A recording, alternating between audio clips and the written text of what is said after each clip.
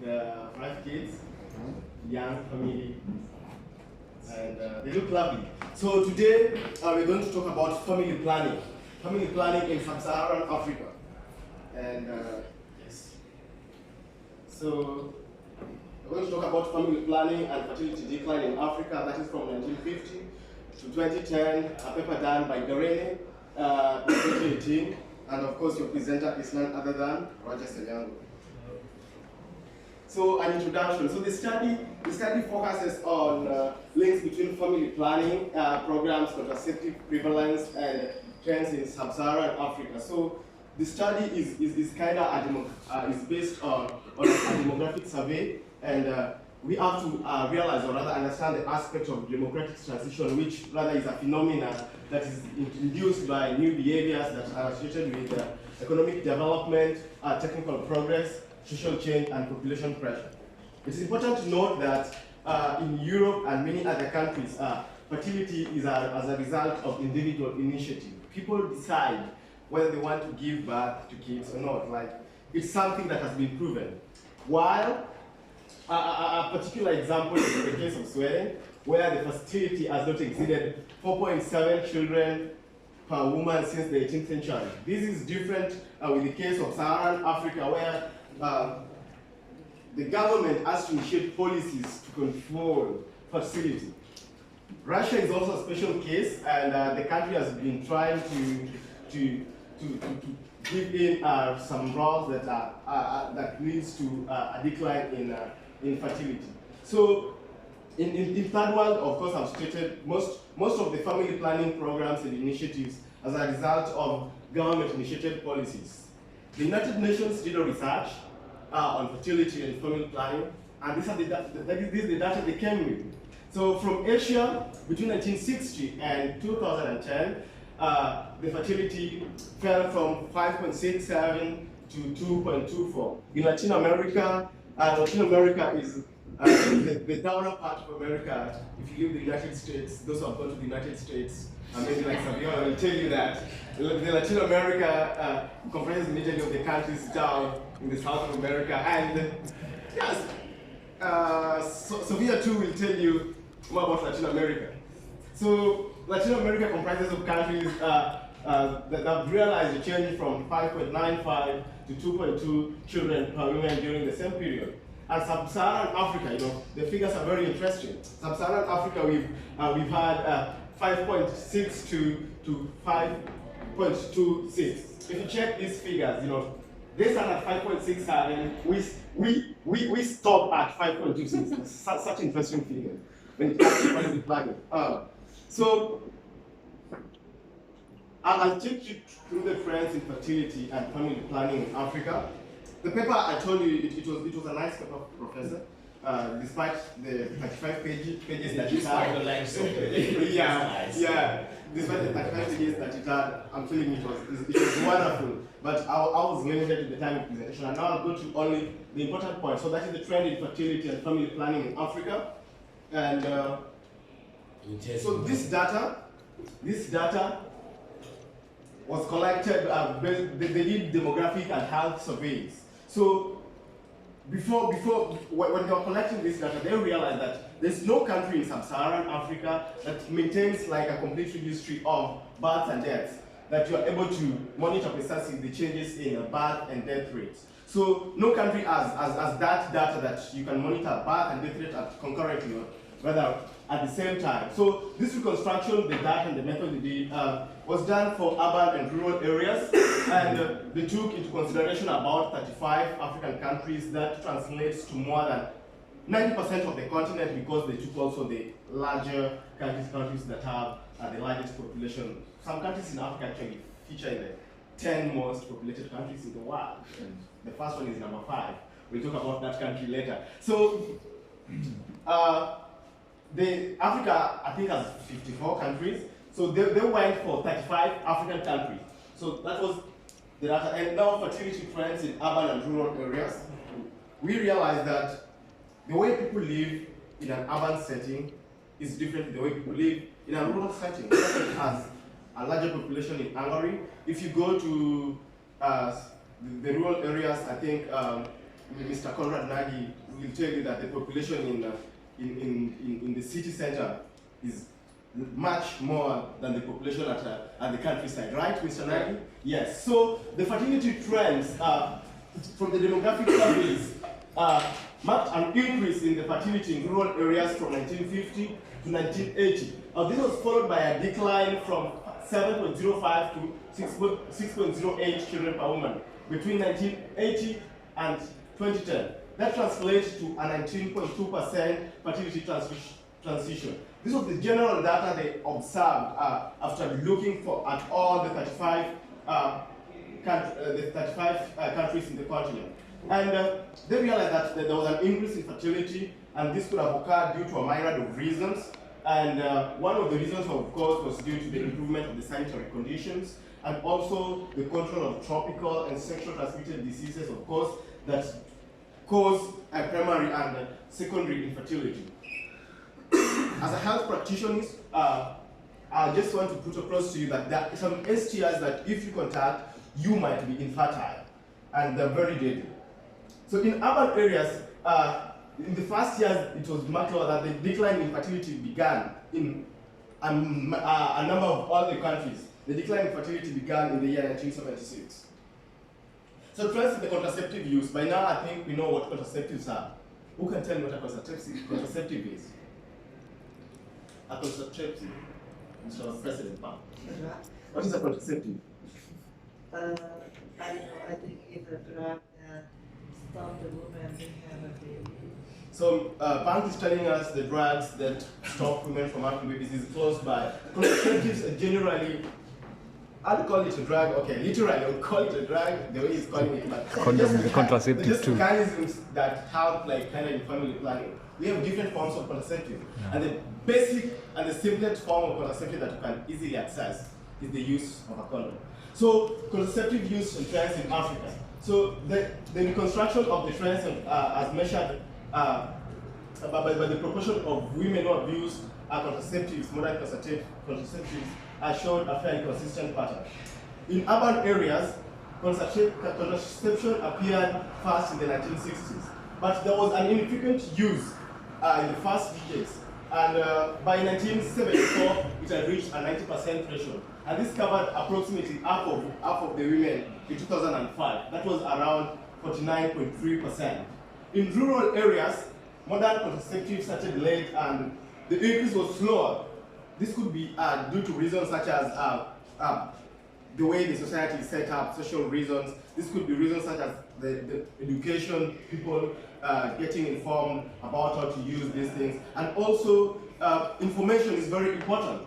So this gives the difference between the people in the urban areas getting access to the contraceptives before the people in the rural areas, and of course, using it more than these people. Because if you look at this, the 10% threshold was reached in the rural areas in 1989. The threshold was reached in the urban areas in 1974. That shows more than a decade and some years plus. So you get the difference that only 28.4% of women were covered in 2005. That is in the rural areas. The socioeconomic correlates. We know what socioeconomic factors that affect the economic growth of a society. So, based on the studies, they realized that there's a correlation between contraceptive, there was a correlation between fertility, contraceptive prevalence, and they use a kind of they use cross-sectional analysis. So based on the cross-sectional analysis, they realized that at household level, the socioeconomic status, that is wealth and level of education and contraceptive use and fertility, that was a relation. There was also a longitudinal study, results at the aggregate level, and adoption of modern contraception as shown. So a detailed analysis of 32 African countries showed that the increase in modern contraception explained only half of the decline in fertility. The use of contraception explained only half in the decline of fertility. So it's 50.9% in the urban areas and 40.14% in the rural areas. So the case studies on fertility decline. only 5 countries, or rather in Africa, have been able to realize that their fertility transition at a national level. One of those countries is one country that an excellent family planning program that they introduced in 1974. And the country I'm talking about is none other than South Africa. We also have countries like Mauritius. We have the Reunion. Of course, these countries they're rather like islands around Africa. Mauritius and the Reunion, they benefit from the French public health system. They're francophone countries. And we also have the Seychelles Islands. You might consider going there for your honeymoon someday, and also the Cabo Verde Highlands. So there was also rapid fertility decline in the urban areas, this was also realized by the South African countries too. So these countries might also have realized this due to the influence of South Africa, because you realize Botswana neighbors South Africa, Lesotho neighbors South Africa, and Swaziland is within South Africa. So South Africa, I think, Swaziland as a country, you know, we have South Africa and we have Swaziland inside South Africa. And also East Africa, my country Kenya was also there, and Ethiopia. Also, there was no decline in the rural areas, and there was a case of Angola and Mozambique, and some 3 Central African countries, that was Congo, and Congo, Brazzaville, and Cameroon. Cameroon, the explanation behind Cameroon was due to, there were actually these countries, Cameroon, Congo, and Kinshasa, those countries that they're not stable when it comes to they don't have political stability, they are affected by war. Cameroon, I think, was affected, is it the Biafra or something? Cameroon was affected by the war, and Congo, Brazzaville, or Congo, the Republic, as we speak now, there's still a crisis in that country. So this is the data. This is the data of the fertility trends at national levels. You can see South Africa shining there. You can see Seychelles, Mauritius, and yeah. So I'll go to the contrast between specific countries. I want to tell you that the paper did a contrast of about the categorized country into 4, but I went for 4 countries professor because they gave an aspect of the Southern Africa and Southeastern part of Africa. After going through the paper, I realized that everything that we're explaining were more or less the same. So I touched the central part of Africa, I touched the eastern part of Africa, that is Kenya and Uganda, I touched the western part of Africa, Ghana and Nigeria, and I also touched the southeastern part of Africa, of course, and southern part of Africa in general. So I'll give you, I'll summarize the cases of these countries in a nutshell. So I'll start by Rwanda and Burundi. Rwanda and Burundi, I think that some of the last countries that Africa gave birth to.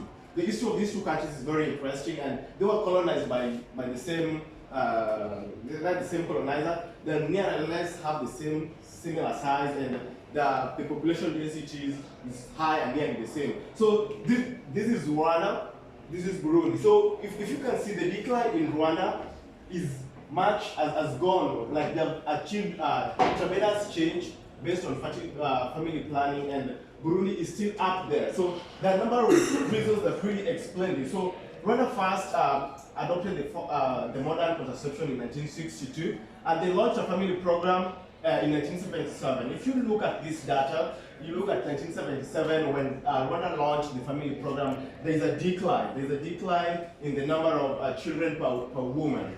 And also between 1991 to 2001, the country was greatly affected. You can see the data becomes a bit stable. The country was greatly affected by the genocide that nearly wiped the country from the map. And the same nearly affected Burundi too. Burundi is not stable, it's still suffering from the effects of the war. That explains why they still don't have better health care that can help take care of their people. So Burundi has been disrupted by the war from 1993 to 2000. And however, a new impetus has been created by the UNPA that supports the creation of family and community development centers in the country. So you see, Rwanda has achieved tremendous change, and in few years to come, Rwanda will be the shining star of Africa, despite the genocide that brought it to its paper. So I'll talk about Kenya and Uganda. These are 2 interesting countries that I've visited. I know the population. I can give you first-hand experience. So Kenya is a country, both Uganda and Kenya were colonized by the British. And it's very important and significant to note that the family planning in Africa, Kenya became the pioneer of family planning in Africa, where they introduced the contraception in 1957. And the population policy was also declared in 1984 in the country, and it received political support, and the donors and the religious leaders also supported that. However, Uganda, as you see, Kenya has had a tremendous change to Uganda, as you see, is still lagging behind, and the country has been affected by also political tumults. You remember the dictator Idi Amin Dada, the overthrowing of the government by Milton Obote. So such has affected the country, and when there is a war in a country, everything is disrupted, majorly healthcare, and women and children suffer more when it comes to wars. I'll go to West Africa. It's at this point that I tell you that one of the countries we're talking about is a country that has 190 million, a population of the country is number 5 from Iran, the largest population in the world. That country, Nigeria, has 190 million people. The second country that follows it is Ethiopia, that has 105 million. So you can get the difference between 195 to 105.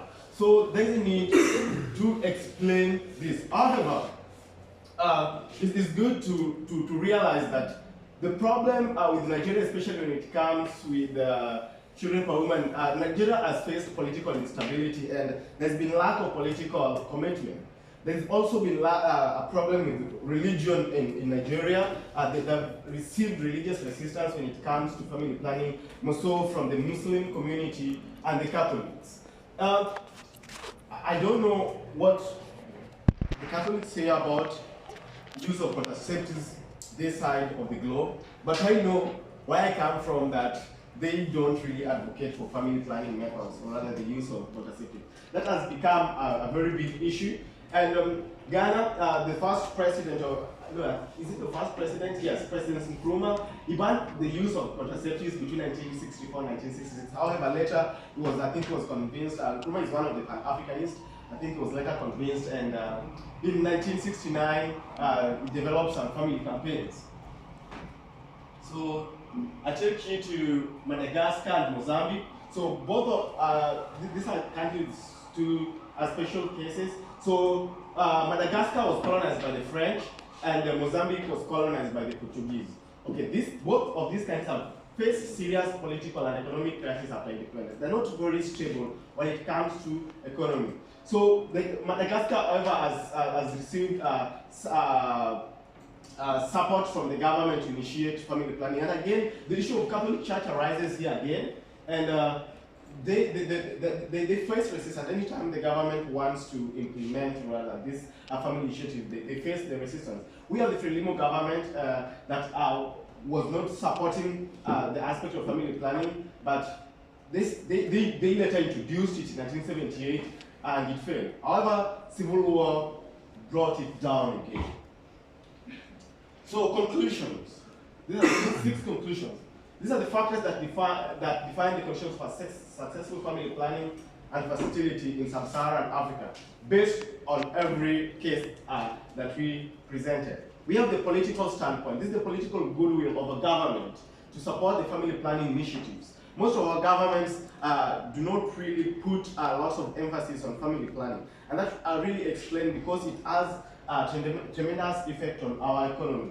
Countries that have tried putting political goodwill and developing their healthcare at least are realizing some change. We also have the aspect of political turmoil that has really affected most countries in Africa, and that really explains why the family planning programs cannot really prosper in such countries. We have the social standpoint. It's at this point that we talk about the religious and the social groups. Religion. The question as to whether religion should really play a very big role when it comes to governance and everything really stands out here. It's a question that maybe some of us someday will do a thesis on. So religion has really affected this, and in every part of Africa, we're diverse when it comes to religion, and we really adhere, we really follow our religion, like really adhere and follow the practices that we're given by our religion. So we have the case of the Muslim community, the Muslim authorities are having resisting, they resist any attempt to have these family planning programs, and the Catholic Church. However, there are also some forms of contraception that are used in other countries, but when they're used in Africa, people would consider them as a taboo. A taboo is something that people think is not, it's something wrong that we should not really embrace. So we have induced abortion and sterilization. And we have the organizational standpoint, that this is how the program is organized. Most of these programs, when they're organized maybe in a haste and they don't really achieve the objective that they're supposed to achieve. So to achieve your objective is best to understand the population, know how to reach them. The population, even those who do not want to get involved, just know how to reach them. Another aspect is funding. Most of our governments in Sub-Saharan Africa are not able to really support these programs, and there have been problems with funding, and thanks to the World Bank, the UNFPA that has been bringing projects that are supporting these people. This has made it possible to use to provide free contraceptives. And you have the population receptivity, the people, how they receive the family planning initiatives. And this research done shows that at first people would have a negative attitude, but as time goes by, they develop a positive attitude. I know of a case. There was a family planning method that was being introduced in the country, and in the eastern part of the country, there's this religion, there's this church. They were trying to mobilize people not to really embrace it, and it became an issue. Actually, the government had to arrest the leaders of that church.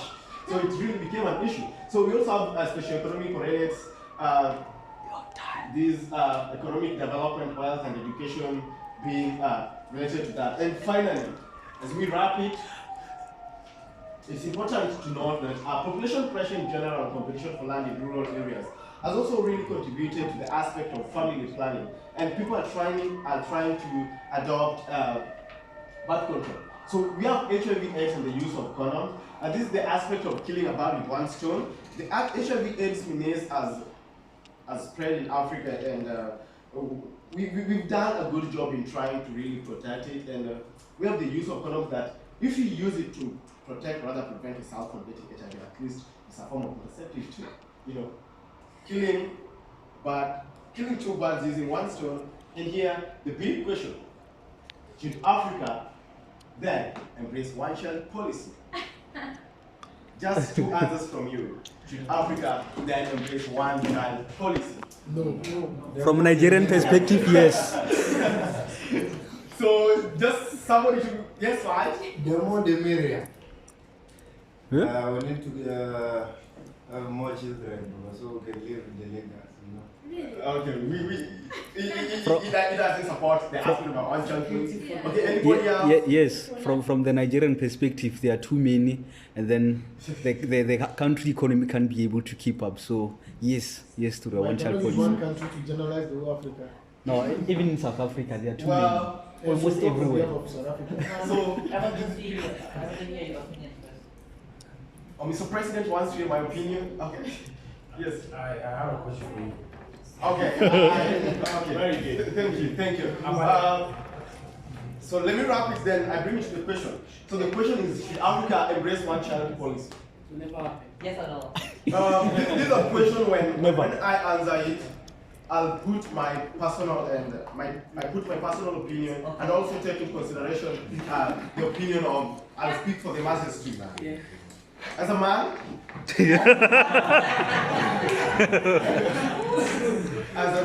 and who aspires to be a husband in future. Yes.